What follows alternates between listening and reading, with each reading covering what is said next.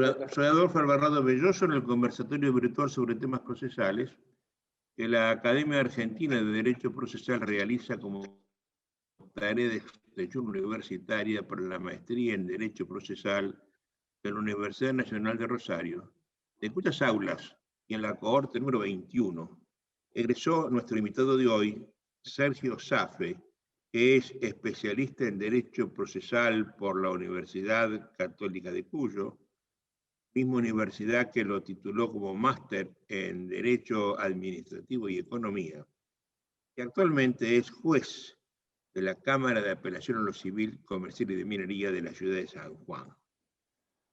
Sergio es un hombre preocupado por la lectura, preocupado por la asistencia a cursos.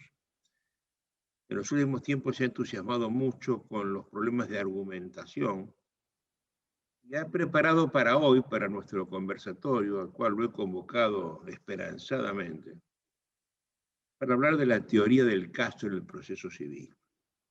En los últimos tiempos hemos dado en hablar de la teoría del caso. En mi juventud abogadil, cuando llegaba un cliente nos contaba alguna cosa, abordamos la léxico 80 y a puñetazos salíamos a escribir e improvisar una demanda, como salía, salía. Sin mayores preparaciones previas, sin mayores pensamientos previos.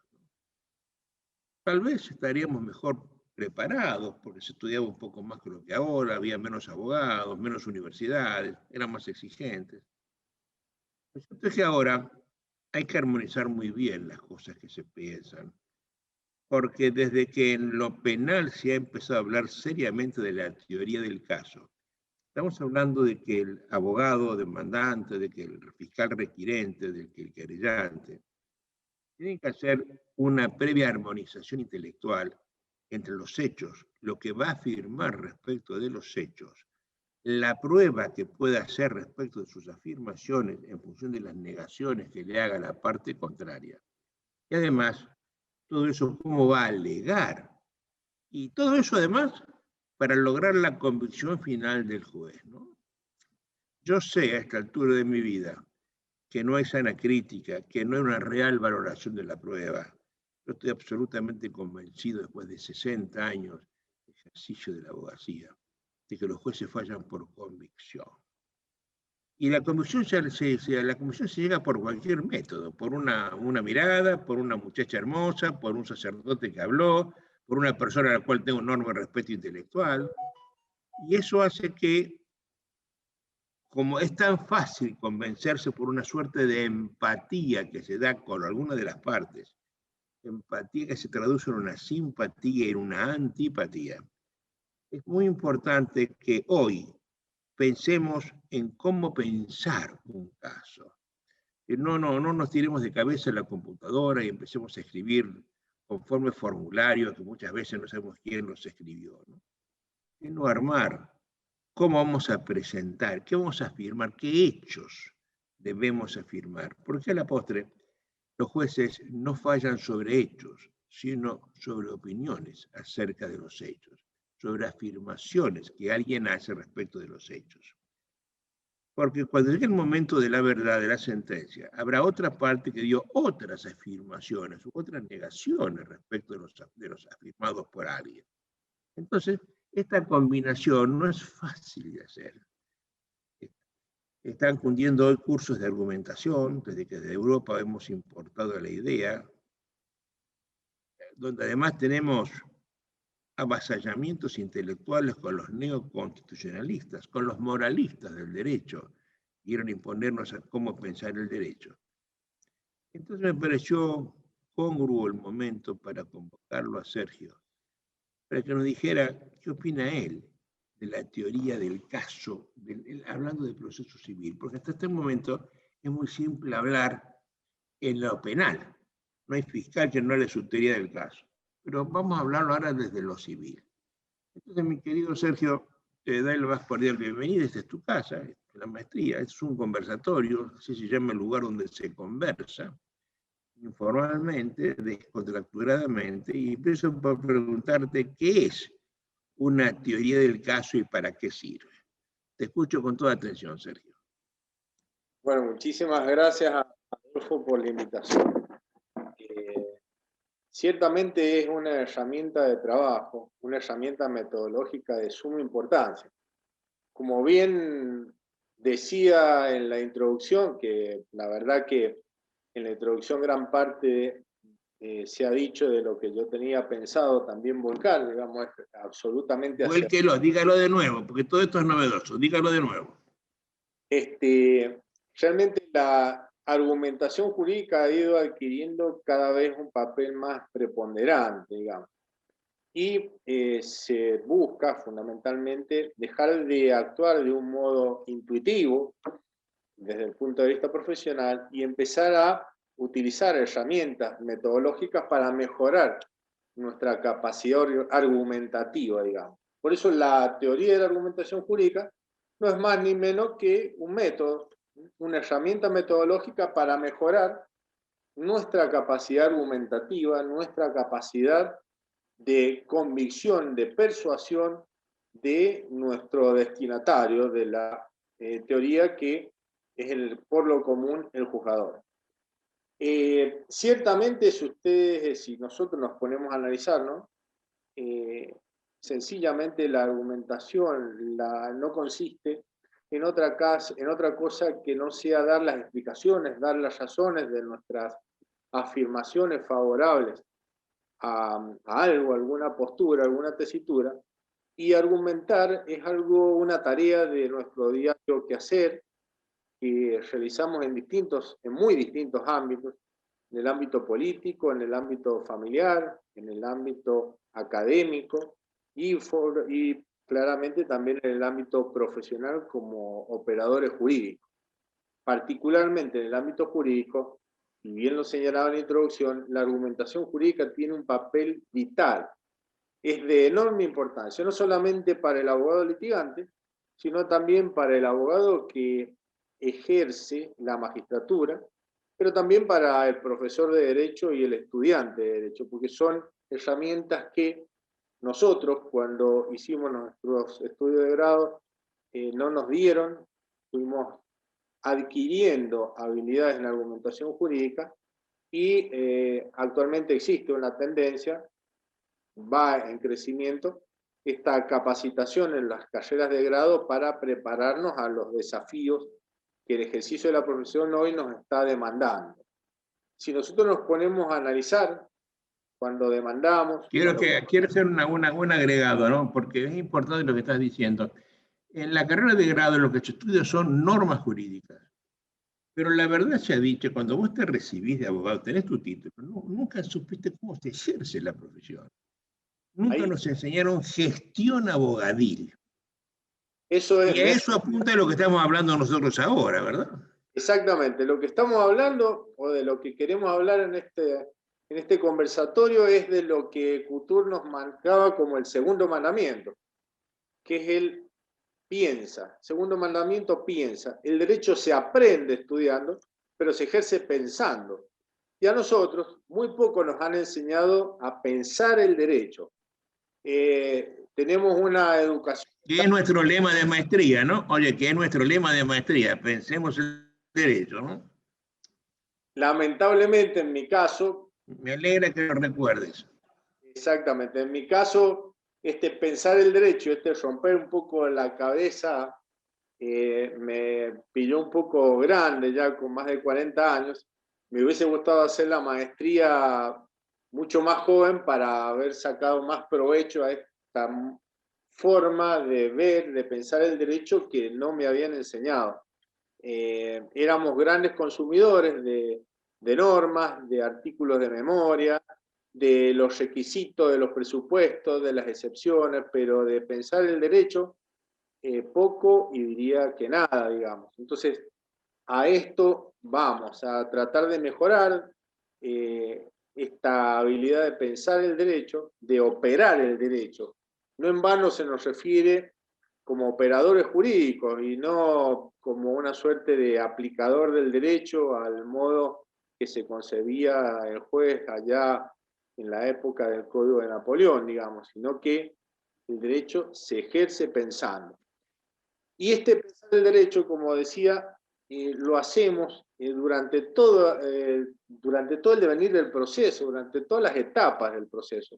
Nosotros estamos permanentemente argumentando, no solamente de los escritos constitutivos, demanda, contestación, reconvención, contestación, sino también argumentamos cuando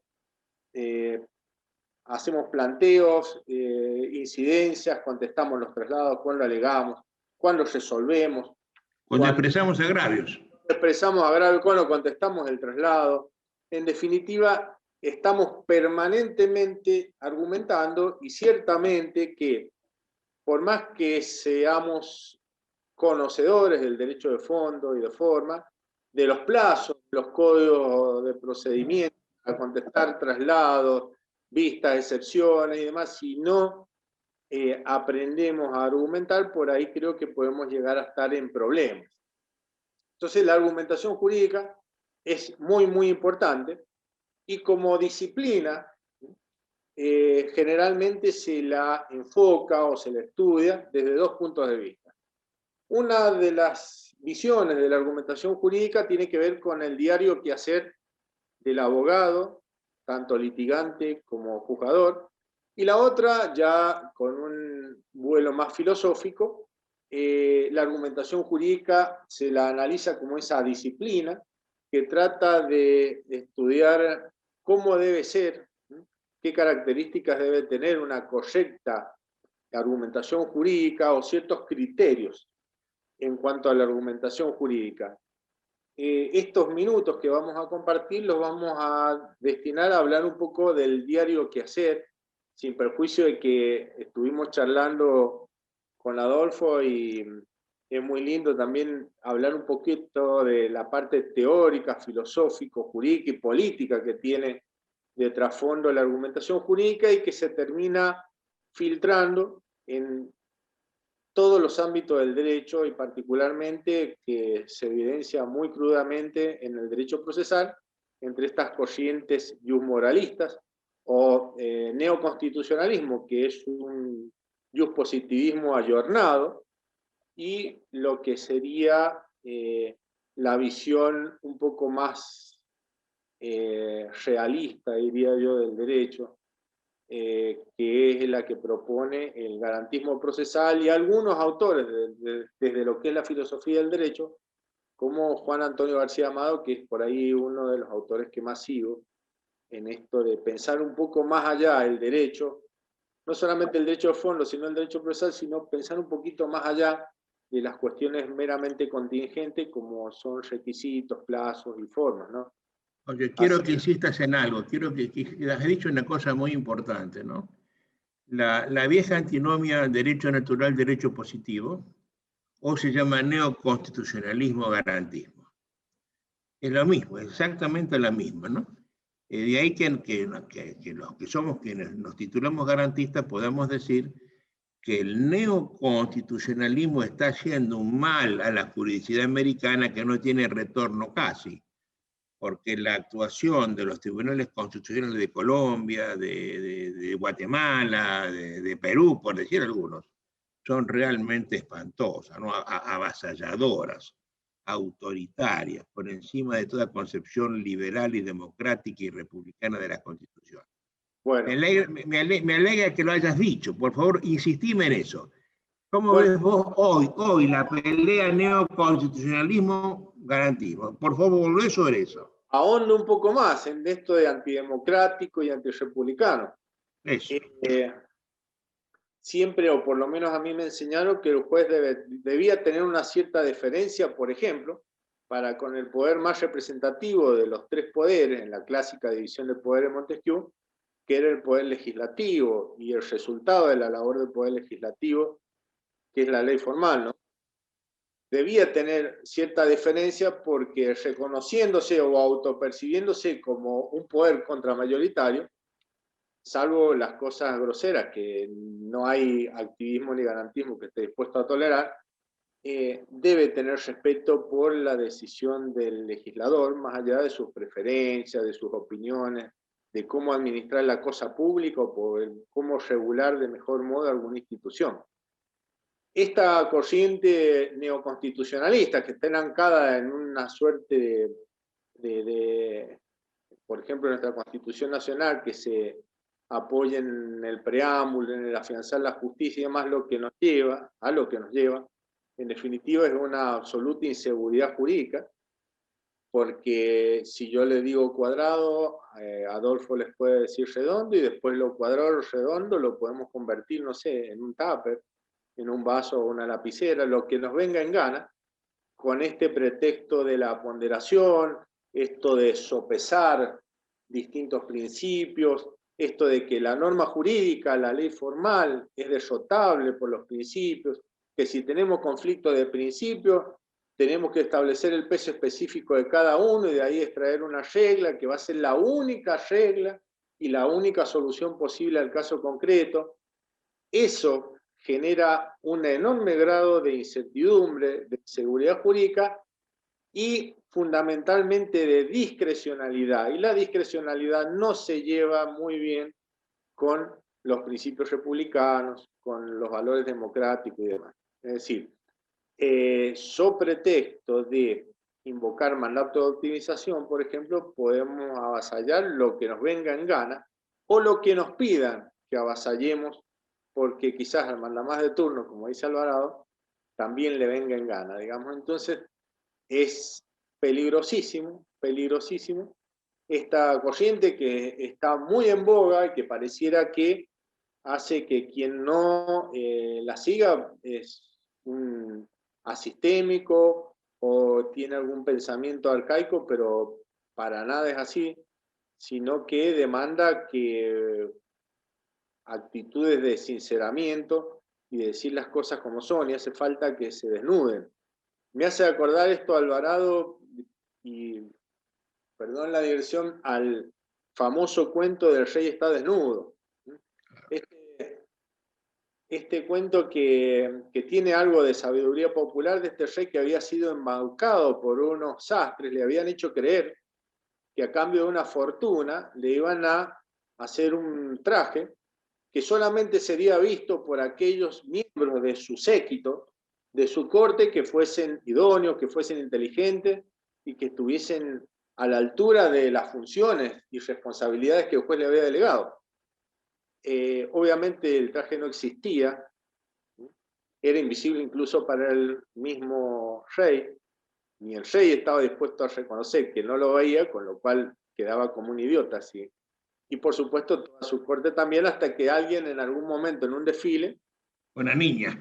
una niña exactamente, los niños no mienten, dice, se sinceró y dijo el rey está desnudo, y ahí terminó desnudando todo lo que era en definitiva esto de no permitirse cuestionar, no permitirse preguntar por qué, y no permitirse preguntar cuáles son los límites que podría o que necesariamente tiene que tener un juzgador si se enanca en esta corriente que es mayoritaria y que viene con muchísima fuerza, fundamentalmente latinoamericana, que es el neoconstitucionalismo, digamos. A partir de la idea de que la Constitución es un orden objetivo de valores. Sí, y un órgano vivo. Hablan de un cuerpo vivo y entonces el jugador, de acuerdo a su gusto, a su preconcepto, a su idea política, filosófica, le da el contenido, le da la interpretación que le viene en gana y en definitiva hace que el ciudadano a pie y los justiciables estemos caminando sobre arena movediza todo el tiempo. No vamos a saber ni siquiera decirle a nuestro cliente claramente que es una conducta poco ética asegurarle un resultado, pero no vamos a poder ni siquiera aventurar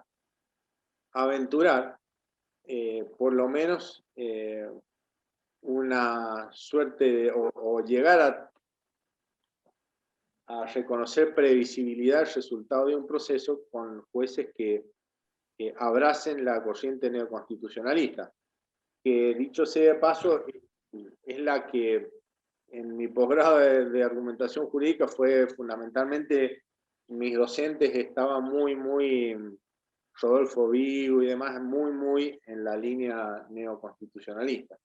Así que Bueno, O sea, en la Argentina, Vigo, que es un tipo importante y respetable, es el autor de todo esto, ¿no? El que lleva la voz cantante, ¿no? exactamente, Rodolfo Vigo es, podemos decir, un poco uno de los principales referentes dentro de nuestro país, o a nivel mundial lo son Robert Alexi, Atienza de un modo morigerado, y Claro, otros. como dato anecdótico, Rodolfo Vigo nunca ejerció la abogacía, siempre fue juez. Por tanto, su visión, y después que terminó, se jubiló como ministro de la Corte de Santa Fe, se dedicó a la docencia. Por tanto, él nunca vio el problema del otro lado del mostrador, ¿no? Donde la injusticia de la justicia se sufre grandemente, ¿eh? Bueno, Con lo cual contribuyen involuntariamente a todo eso.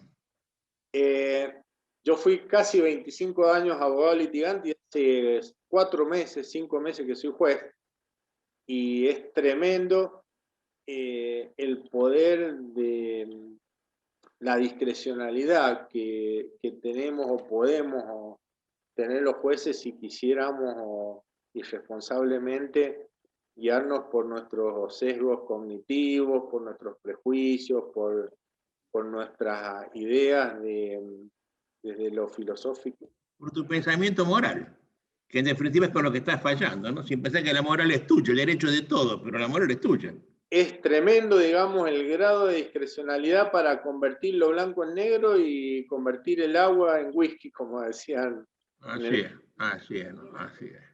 Basta la experiencia de ser un abogado litigante, donde uno propone soluciones, hacer un abogado en ejercicio de magistratura donde resuelve, para darse cuenta que el abanico y por donde uno, si quisiera, se puede ir con absoluta discrecionalidad, haciendo un poco de gatopardismo jurídico, es enorme, realmente. Oye, yo creo, y quiero que vos pienses esto para luego lo conversemos algún día. Yo que fui juez durante tantos años de mi vida, creía que el juez era el personaje con más poder, ¿no? Si el juez no es arbitrario, de verdad el que más poder tiene es el abogado. El abogado es el que arma el caso, el que lo piensa, el que lo ejecuta. Si el juez se atiene a los cargos de su sentencia, la regla de congruencia, la norma sumatio impeius, mucho más poder tiene el abogado. Vos lo vas a notar cuando tus años de juez eras más importante como abogado que como juez. O sea que es muy difícil hacérselo entender a un juez, ¿eh? No, bueno, como juez de cámara estamos acotados, ¿no? Obviamente los agravios, y por ahí nos damos cuenta de que se equivocó el abogado en no venirse agraviado por algún desacierto del juez de primera instancia, y de eso ya nada podemos hacer, digamos. Ya nada puedes hacer, ¿no? Claro. Ya A menos que te sientas Dios. Exacto, bueno, ahí está el tema. Pero como uno tiene signos característicos de humanidad, digamos, entonces consiste de la humanidad. Vos te acordás que decía Caferato de los jueces con respecto de Dios, ¿no? No, no, Decía, no. los jueces en primera instancia se creen dioses. Los de segunda voz se saben dioses.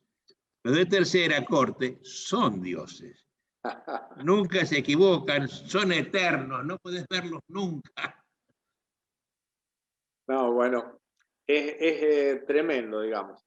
Hoy, por ejemplo, me pasé toda una mañana tratando de darle viso de razonabilidad a mi atribución en un accidente de tránsito, a darle razonabilidad al modo en que atribuía los porcentajes de culpa concurrente, para que no quede como algo antojadizo que me vino en gana.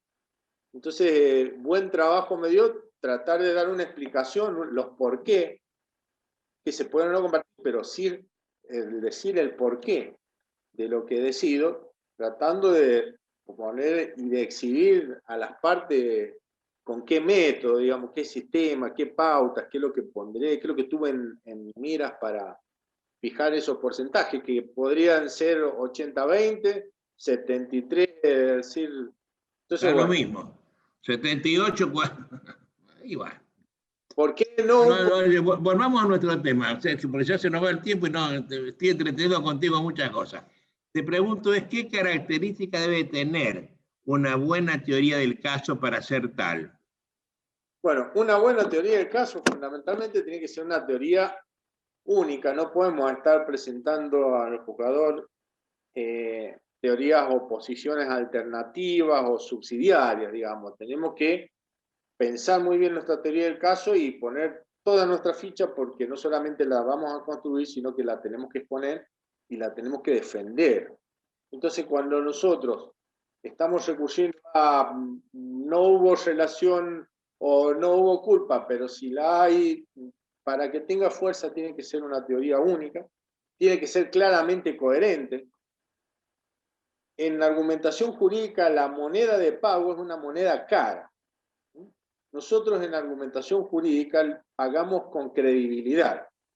Entonces, si no tenemos una presentación del caso, una teoría del caso que sea coherente, que muestre una cohesión entre los hechos que presentamos, el derecho que decimos que es el aplicable y la interpretación del derecho que nosotros proponemos al jugador con los medios de confirmación de los hechos constitutivos de las pretensiones o defensas, estaremos complicados. Entonces la coherencia muy importante. Otra cosa muy importante que uno lo aprende con los años es que las teorías del caso tienen que ser claras y simples. Y se nota, digamos, cuando estamos frente a profesionales con algunos años de ejercicio profesional y los chicos jóvenes abogados y creen que hacer demandas extensísimas, memoriales de agravio extensísimos y demás suma mucho, y la verdad que suma poco o nada. Entonces, la teoría del caso, la presentación del caso, nuestra explicación de qué es lo que pasó, de los por qué se tiene que hacer lugar a la pretensión o a la defensa que estamos esgrimiendo, tiene que ser breve, tiene que ser simple. Una buena teoría del caso, para resumirlo, tiene que poder ser explicada en un par de minutos. Si nosotros no podemos explicar, resumir nuestra teoría del caso en un par de minutos, quiere decir que le falta maduración, quiere decir que algo no está cerrando. Cuando nosotros somos breves, cuando somos claros, como somos concisos, lo que logramos es que el jugador se enfoque en la teoría del caso, y al estar el juez enfocado, lo que logramos también es mejorar esta capacidad de convicción y de persuasión, porque efectivamente uno termina convenciéndose o no de las distintas versiones que nos acercan las partes, y termina persuadiéndose de resolver en uno u otro sentido, haciendo lugar en todo en parte las pretensiones, haciendo lugar en todo en parte, pero básicamente es fundamental esta teoría del caso, que es presentada en forma clara, concreta, coherente, y con inteligencia, digamos. Muchas veces los hierros pasan por no saber distinguir cuáles son los hechos preponderantes jurídicamente, por invocar o hacer referencia a muchísimos hechos de los cuales después no contamos con suficiente material probatorio, y si no tenemos material probatorio y no son hechos preponderantes jurídicamente, mejor por ahí dejarlos de costado. No hay por ahí un buen trabajo en materia confirmatoria, en materia probatoria. Por ahí no se tienen en clara las reglas de la carga de la prueba.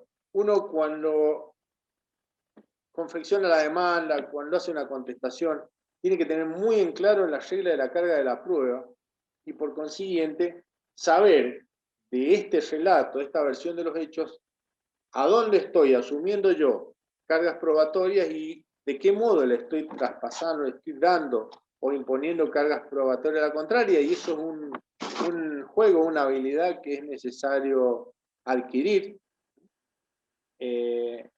mientras más carga probatoria vamos asumiendo, nosotros alegando cada vez más y más hechos, se nos va a hacer mucho más complicada la tarea. Oye, muy lamentablemente contra todo eso conspira seria definitivamente estas teorías actuales de procesalistas que no ejercen la profesión de abogado, los españoles que niegan la existencia de la carga, que dicen que no sirve para nada, poniéndose fuera del ámbito del proceso enseñan cosas que hay gente en las cuales les prende.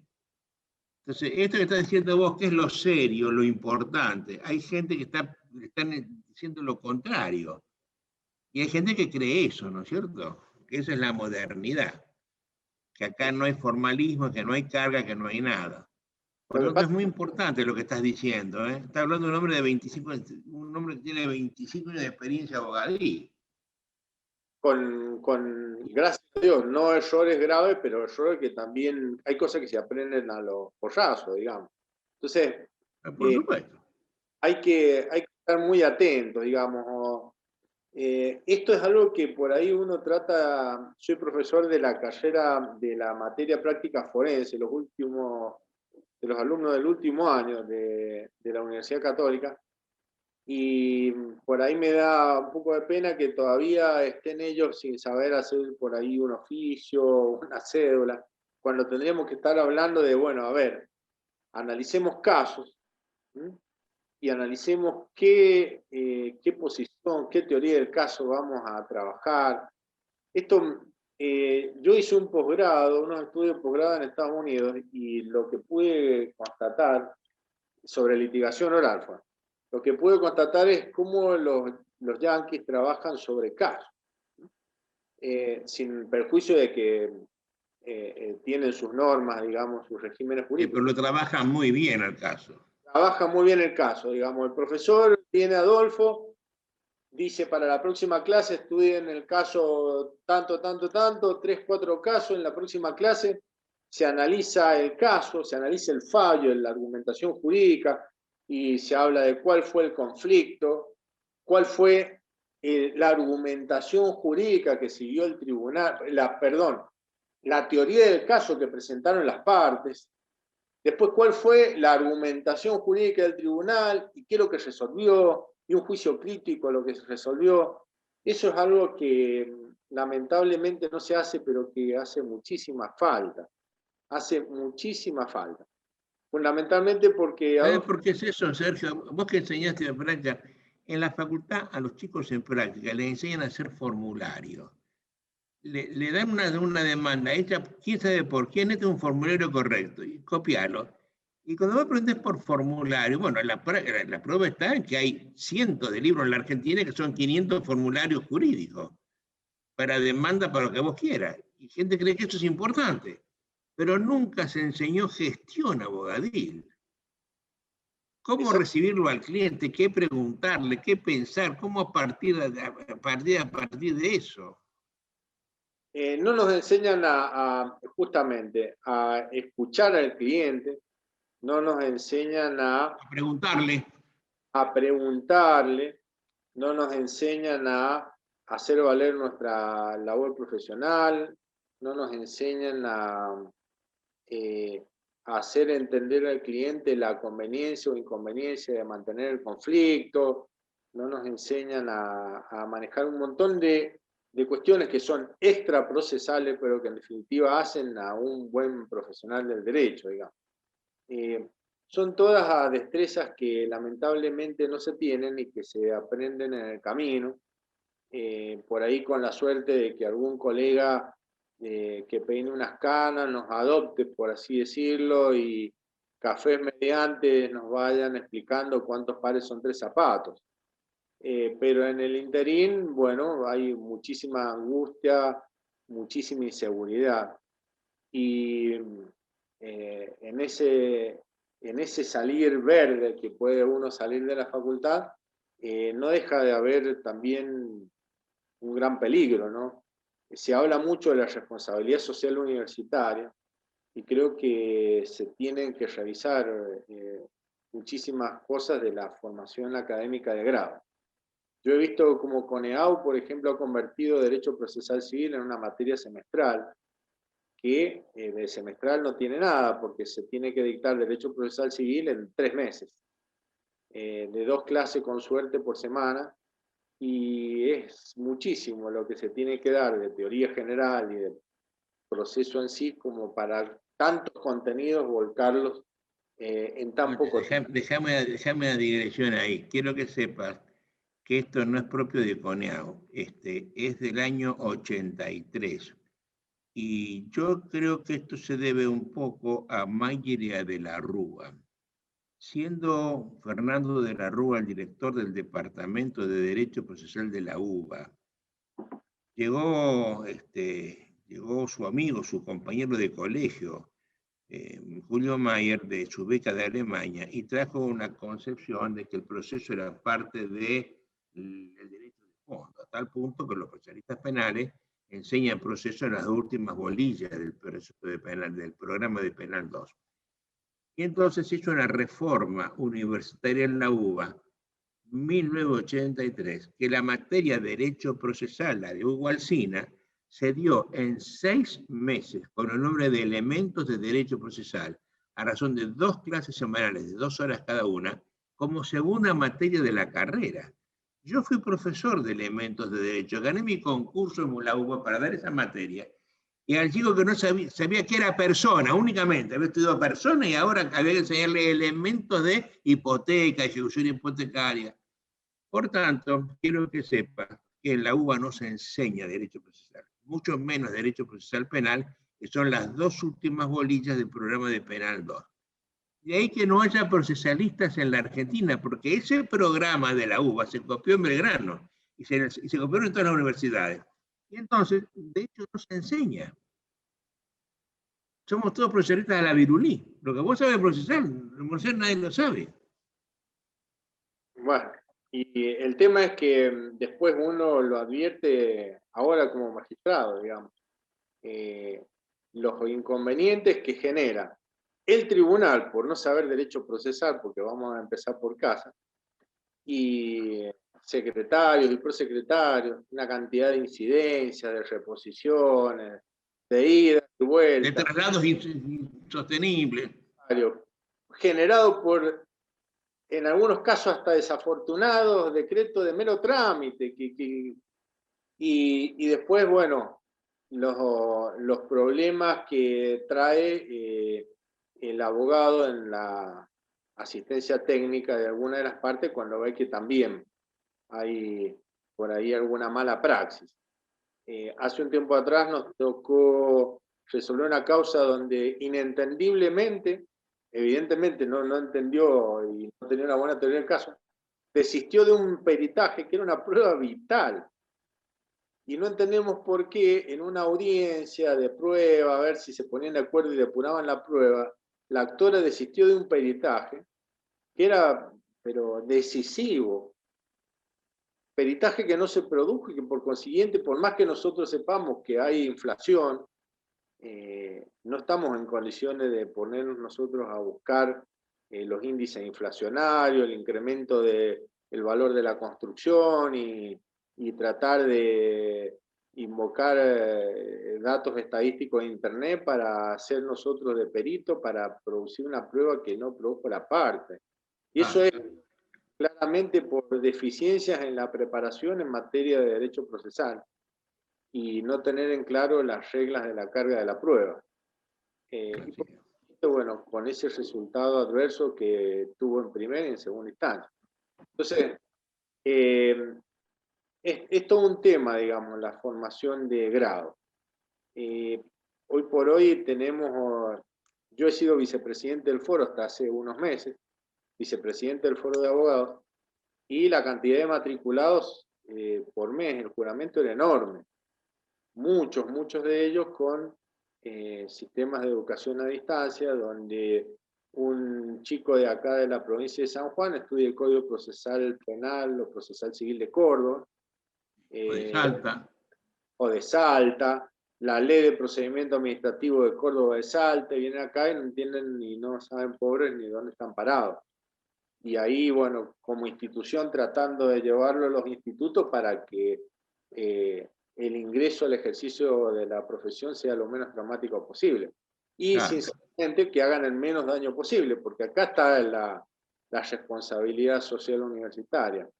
Es a ver si habría que analizar, y sería una discusión que se está debiendo, cuál es el perfil de estudiantes de profesionales que los tiempos exigen y cuál es, en definitiva, el producto que está egresando de todas las universidades, nacionales o privadas. Está bien.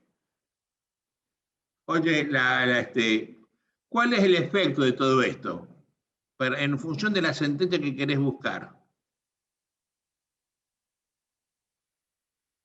¿Cuál es el efecto de qué? De saber la teoría del caso, pero ¿para qué lo estamos haciendo? ¿Cuál es? Para cerrar la idea. Ah, bueno. A ver, en definitiva, la teoría del caso al abogado litigante le va a servir para mejorar la persuasión y la convicción del juez, pero también a nosotros como juez nos sirve para motivar y fundar nuestra decisión. Nosotros no podemos olvidarnos que como juez, cuando resolvemos, tratamos de convencer a las partes, pero también eventualmente podemos tener que procurar, con lo que decidimos y los fundamentos y motivos que damos, tratar de lograr la convicción de un tribunal revisor superior. Y eventualmente también, y por qué no decirlo, también tenemos que convencer al ciudadano a pie, a la sociedad misma, de que las decisiones que estamos... Eso es lo más importante, ¿no? Al que pierde. Convencernos al que pierde de por qué pierde. Al que gana no le importa por qué gana, Sergio. Ganó. Decir los porqués. Que no es... a ver, esto es muy sencillo. Juan Antonio García Amado dice, mira, esto es muy sencillo para saber si estamos ante una sentencia suficientemente fundada o no, motivada o no. Tenemos que responder a una serie de porqués. Y dice, mire, ante toda premisa que no sea absolutamente evidente, toda afirmación que nosotros tengamos en la sentencia, que no sea absolutamente evidente, nosotros tendremos que dar las razones, decir los por qué. ¿Por qué digo lo que digo? ¿Por qué digo que hay culpa concurrente? ¿Por qué entiendo que es un 75-25 atribuible a una parte o a la otra? Decir los porqués, es decir, exteriorizar cuál fue el razonamiento, la lógica que yo tuve al momento de decidir, para tratar de darle, y aquí está el tema, la mayor visos de razonabilidad de mínima, que sea de mínima un esfuerzo por parte del juez de darle razonabilidad a la decisión que se adopta. No es nada nuevo, el artículo 3 del Código Civil y Comercial habla del deber del juez de dictar resoluciones razonablemente fundadas, que se celebró como si fuese un descubrimiento del agujero mate, y esto Sí. siempre fue así, pero bueno. Entonces, la teoría del caso que presentan las partes también se termina volcando esta tesis, esta antítesis de la contraria, en una síntesis que viene a ser una suerte de teoría del caso del juzgador, y en este caso, también analizando hechos, derecho y prueba, y en definitiva tratando de dar una resolución, ponerle fin a un conflicto de un modo razonable y convincente, fundamentalmente para la perdidosa, en miras a lograr ni más ni menos que la paz social. Y si en el camino se hizo algo de justicia, enhorabuena, pero a sabienda de que la justicia no es una competencia, la perfección no es una competencia de la justicia humana. Esta es la última frase con que el máximo tribunal de Israel, con motivo de juzgar a un genocida nazi, que lo absolvió por el beneficio de la duda, termina la lectura del fallo con esta frase que me quedó y que creo que realmente es una frase de una enorme sinceridad. La perfección no es una competencia de la justicia humana. Si estamos y nos acercamos a la perfección, enhorabuena, pero tenemos que saber reconocer la finitud y falibilidad y reemplazar esa falibilidad o finitud con, de mínima, una buena motivación y fundamentación de la sentencia, basada en una buena teoría del caso, una buena presentación del caso por parte de los abogados. La función del actor es muy distinta a la del abogado de la demandada. La función del actor es facilitarle al juez, por ejemplo, la subsunción de los hechos en la norma que propone aplicar y, en definitiva, la solución del caso. Y la tarea del abogado de la demandada es tratar de hacer ver las falencias los quiebres que hay en esta subsunción que le está proponiendo la contraria, la actora, o bien incorporar nuevos elementos normativos que permiten que se pueda uno exonerar de la obligación del deber que está procurando la contraria al ser impuesta. Entonces, las tareas son distintas. Y eso que estás diciendo, que es elemental, no lo ve la generalidad de la gente, que cree que no hay, que el delincuente no tiene que defenderse, que los abogados hacemos mal en negar la existencia de la deuda, cuando lo que estamos haciendo es procurar simplemente un debate que sea razonable, donde cada parte tenga iguales oportunidades. Y un tercero dirá su propia verdad, ¿no? Pero estamos todos muy desfasados, Sergio, ¿eh? Porque además, bueno, a ver, ahora te pregunto como docente, ¿qué propondrías vos para solucionar esto? Así como estamos, esto que vos estás proponiendo no se aplica. Si yo le pregunto a 500 abogados sanjuaninos, ¿de qué se trata esto? No lo entienden. Siguen pegando puñetazos a la Lexicon 80, aunque ahora se haya convertido en una computadora, ¿no? Sí, no pensamos antes, no relacionamos, no armonizamos las cosas. Hay gente que cree, algún juez, he visto el otro día, viste, en un programa Legis Perú, el juez le pregunta a un testigo si fue interrogado por el abogado antes de ser a testiguar, como si eso no fuera un deber elemental del abogado. Bueno, forma parte de una buena teoría del caso conocer, no ir a la pesca de lo que salga de una testimonial de una persona, sino ni enseñarle a mentir, ni conocer qué es lo que vamos a poder obtener, y en base a eso preguntaremos, en base a eso veremos qué tanto podemos contar con ese testigo y hacer un juicio previo de pertinencia y utilidad del testimonio. Pero, bueno, yo creo, Adolfo, que el problema pasa porque no hay buena base conceptual. Hay un problema conceptual. Acá, en San Juan, pero pasa en todos lados, se habla, por ejemplo, de la oralidad como un sistema, y no se entiende que es una simple regla tenga. Hay tal falta de precisión conceptual, falta de bases sólidas conceptuales. Uno cuando tiene las bases conceptuales claras, todo lo contingente. Tengo 15, tengo 8 días, corro traslado por 3, por 5, lo planteo en 3, en 5 días, me quedo notificado por cédula o tiene que ser Ministerio de Ley. Eso es totalmente contingente.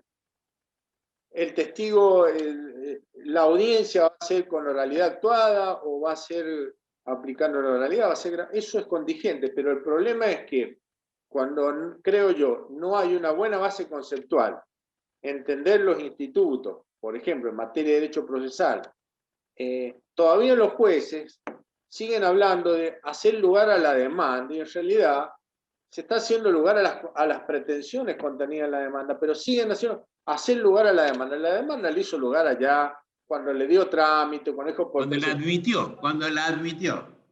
Claro. No cuando la acoge, son cosas distintas.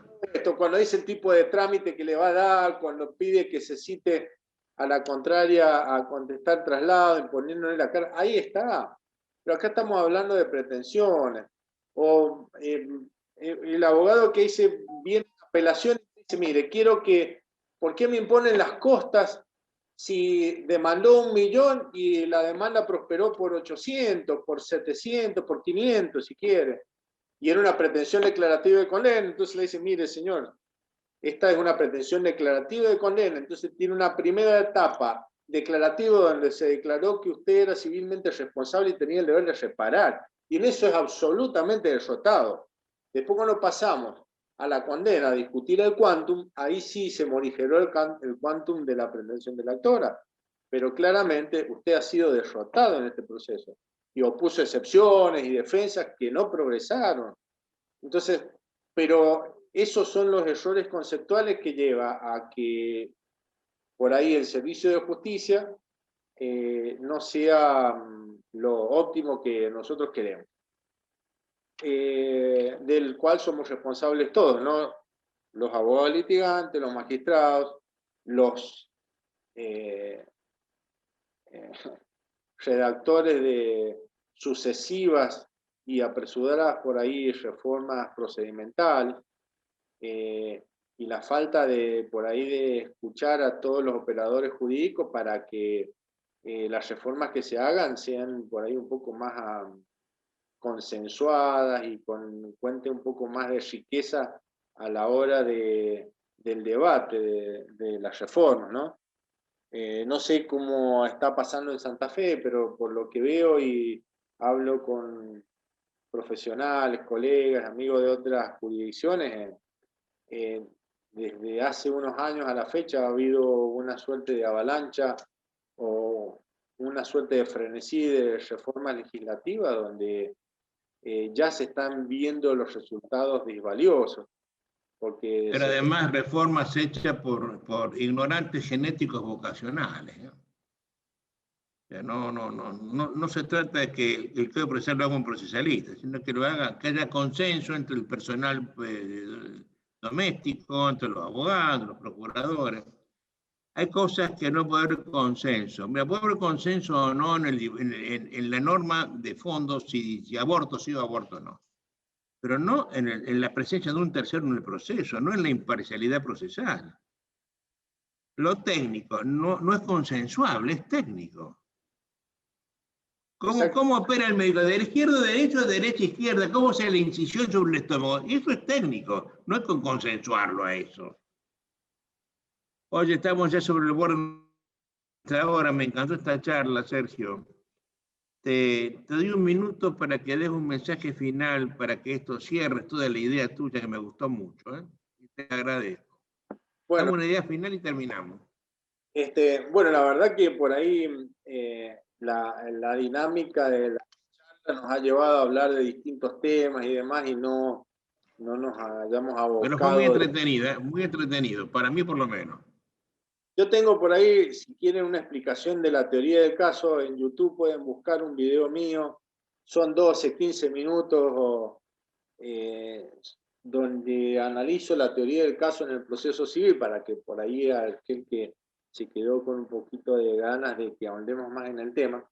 Pero en definitiva, yo creo que las claves para el ejercicio de la profesión pasan por... Yo soy un enamorado de dos mandamientos de Couture. El primero que es estudia, el segundo piensa. El primero que es estudia, porque el derecho se transforma constantemente y si no sigue sus pasos, será cada día menos abogados. Y todas estas reformas nos están haciendo que tengamos que estar ayornándonos, capacitándonos permanentemente, tratando de estar a la altura de los desafíos que las reformas, con buenos o malos resultados, nos están exigiendo ciertas habilidades o competencias que no traemos de nuestra preparación de grado. Y el pensar, digamos, esto de hacer este ejercicio de pensar un poco el derecho, de preguntarse el por qué, de analizar si no nos están diciendo una barbaridad y solamente por quizás algún argumento de autoridad, de algún modo casi como un dogma de fe, la estemos repitiendo sin entender lo que estamos diciendo ni las consecuencias que estamos diciendo. Que eso es algo que siempre señalo y lo digo cada vez que puedo, me aportó fundamentalmente el ir a Rosario, a la maestría, y fue realmente un romper esquemas, empezar a ver cosas que a uno no le cerraban, que le hacían ruido, y con la ayuda, digamos, del cuerpo de profesores, empezar a abrir los ojos, porque en realidad la realidad misma nos marca que muchas de las cosas que se dicen, libros enteros escritos de un montón de cuestiones que si uno bien las analiza es una barbaridad tras otra, en definitiva lo único que hacen es agregar confusión, terminamos no entendiendo nada. Entonces hay que estudiar, hay que capacitarse, pero en este estudiar y capacitarse yo abogo a todo el mundo a hacerlo desde el pensamiento y del espíritu crítico. Nunca esta capacidad de discernir, de pensar, de criticar, de cuestionar, que en definitiva es la que nos hace ir evolucionando a título personal y también como sociedad, ¿no? Este espíritu de análisis, de ver los peligros. Hay discursos que son muy bien presentados, por ejemplo, neoconstitucionalismo, activismo judicial, que son muy bien presentados, pero que en el fondo terminan siendo peligrosísimos para la seguridad jurídica, para la democracia, para un sistema republicano, para una división de poderes, para una imparcialidad judicial. En definitiva, dista mucho de lo que nosotros como profesionales del derecho entendemos que es este fenómeno jurídico del derecho, que tiene su complejidad, pero que nos exige el pensar. Entonces, por ahí la invitación es a capacitarse, pero siempre pensando. Yo personalmente he hecho posgrado donde después advierto que he escuchado muchas barbaridades. He tenido discusiones con profesores de posgrado, y lindas discusiones, enriquecedoras discusiones con profesores de posgrado, por esto de empezar a cuestionar y permitirse discutir con el profesor, obviamente con el respeto del caso, con la ubicación de las circunstancias del caso, pero generar debates que en definitiva hace que se mejore la calidad de el pensar el derecho, digamos, elevamos un poquito el pensamiento del derecho y particularmente en materia de argumentación jurídica creo que hay muchísimo por aprender y es como que lo estábamos charlando fuera del conversatorio, es con lo que estoy más entusiasmado, digamos.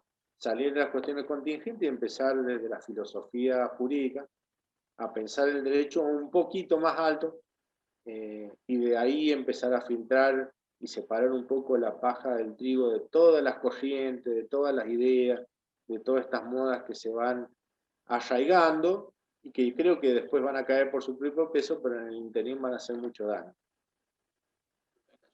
Sergio, te agradezco mucho esta charla, productiva, interesante, ilustrativa.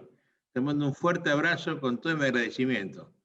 Hasta pronto y hasta siempre, mi querido amigo. Hasta pronto y hasta siempre. Un abrazo grande. Adiós.